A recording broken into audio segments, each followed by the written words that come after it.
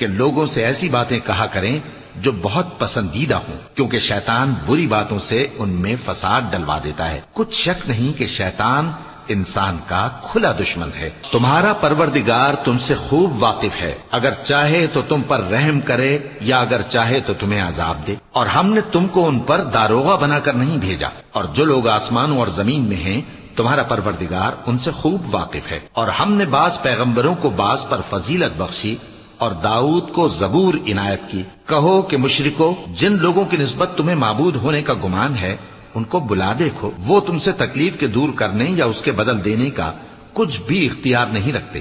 یہ لوگ جن کو اللہ کے سوا پکارتے ہیں وہ خود اپنے پروردگار کے ہاں ذریعہ تقرب تلاش کرتے رہتے ہیں کہ کون ان میں اللہ کا زیادہ مقرب ہوتا ہے، اور اس کی رحمت کے امیدوار رہتے ہیں اور اس کے عذاب سے خوف رکھتے ہیں۔ بے شک تمہارے پروردگار کا عذاب ڈرنے کی